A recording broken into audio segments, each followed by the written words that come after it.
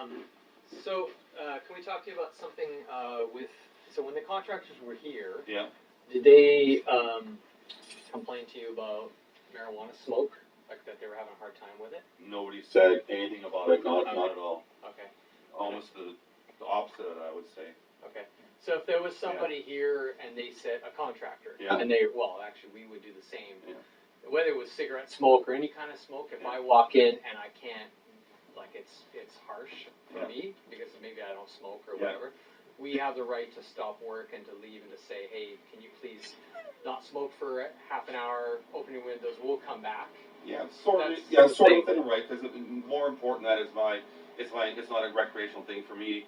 If I'm smoking, it's never a party. It's always I'm in pain. Yeah. And I'm still in pain until after the joints finish. I totally understand that. So so within reason of that is I will do whatever to accommodate for that. Yeah. But the reality is too is you always get off on the wrong foot with anybody who's knowledgeable about it if you compare tobacco to marijuana. No. Because there's no comparison.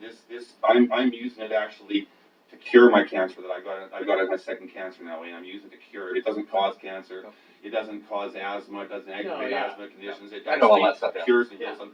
So I make a combination, but in my entire, I've been federal licensed for 15 years. Never once did I have anybody ever have an issue with it at all. Anybody's in the place here. If anybody was in here and I was in really pain, I would usually sit there and say, hey, I'm smoking it like that. But if they're working in the room with a closed door and I'm sitting in my room here, I've never been worried about it. And I've never had I'm not here about that part. No, I know, I'm just sort of addressing everybody because I can see everybody sort of listening to what I'm saying about it, but I agree with you.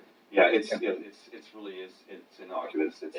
Okay, so the thing of concern that concerns me about fire safety is apparently you'd mentioned to the contractor that you were making Phoenix tears. Yeah. So you make medicine, right? You do this using marijuana. Yeah.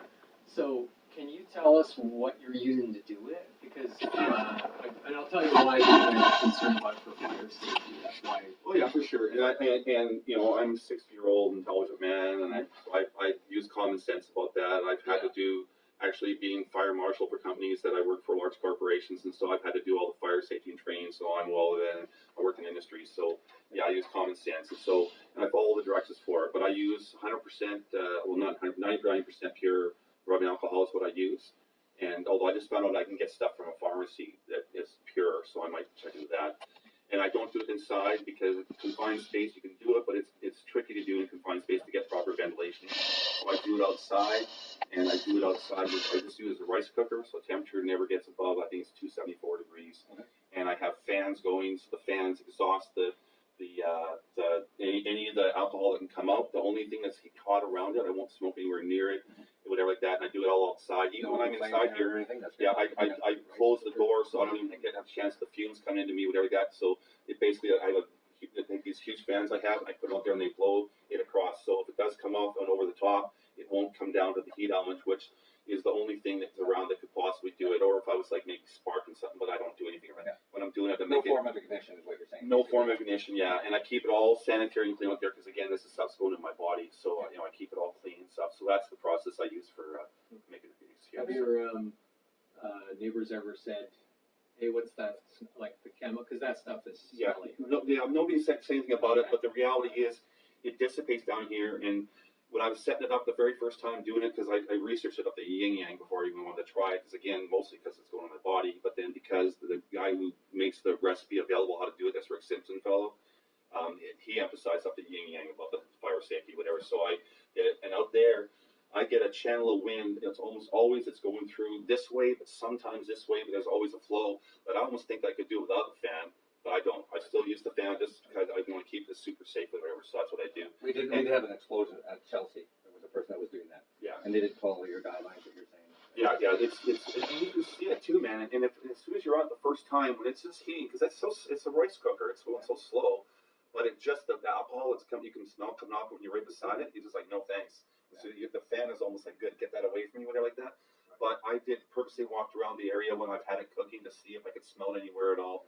And I do it maybe once a month or something when I do it. So once a month, and I'm out there maybe for 3 hours. But the 3 hours, it is not cooking the whole time. You don't leave it unattended or anything. Oh, never at all. I always have it on. I can see the lights. I have my table set up right there. The dog might go by, so keep the dog in here. Well, totally, and I can watch it. I sit inside here and I watch a TV show, and I have the window open so I can see it there. So even though I keep the door closed for me, just because I don't want it to collect in here, I want it to vent freely. So I sit here and watch it the whole time. So. And I've never smelled it up on the walkway when I've come to visit while he's cooking. Yeah, and I run, and even my marijuana grows, my flowering room up is outside here.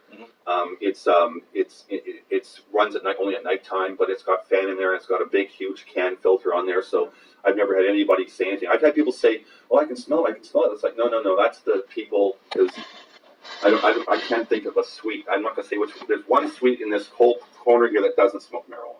And so everybody does, so I'm gonna leave it a mystery which one it is. Okay. Whatever, but it's everyone does and say no, that's the smoking. And people always, because they know, everyone knows I'm federal licensed, so everyone always thinks it smells up there. That's me, but it's there's people around here, and mine usually smells way better. Mine's all organic. I've been growing up for 15 years, so I know what I'm doing really good. So. Okay, great. Okay. You're good with I'm good with that? that. Yeah. That was it. You know, I gotta tell you as well, there's a townhouse in Vancouver at Grandview Terrace that burned to the ground because a guy was cooking up marijuana, but he was doing it in a electric fry pan. Oh. And it flashed, and it just. I'm pleased to say you're taking all the. Oh yeah, I could see it totally. I mean, you can do that with a lot of stuff too if you're stupid enough to do it like that. Right. I've seen some wildfires from people like deep frying turkeys and stuff. Oh. But I think you'd be stupid unless you had the amazing system set up, but then you could probably afford to just buy it then. Yeah. But to be able to do it inside, I can't see Right. making this inside ever and making common sense. Not from what I've read on it and research on it, and then not from doing it, inside. It's just, that's why I even keep my door closed. I don't even want to take the chance of any sort of draft bringing it and letting it collect in here or whatever like that. So it's you're dealing with something pretty volatile. Probably a good idea to have a fire extinguisher out there too. Well, yeah, I do, and I have my hose handy, but I also know that I can. It's right here. I got your guys' fire. Well, you know where it is. Housing it. It's right outside my door here, so I can just. I don't have to even leave the room to grab it. Okay. So. Just as long as you know where everything is. Yeah. It sounds like you're doing everything safe. You good, Andy? Yeah. Yeah. You have any questions? No. Okay. That's good.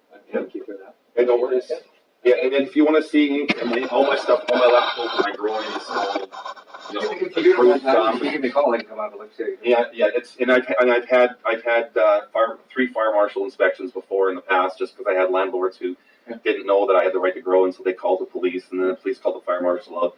But everyone toured it, and everyone was all like, "Oh, cool," like this, and they'd always calm the landlord down, saying, "No, he's not doing anything that's danger here. It's like throwing tomatoes." Sounds like it's being fun. I've researched that. There are safe ways to do it. So. Yeah, and I've been for 15 years. I've been growing my federal license for it, so I've got it down to a science now. So.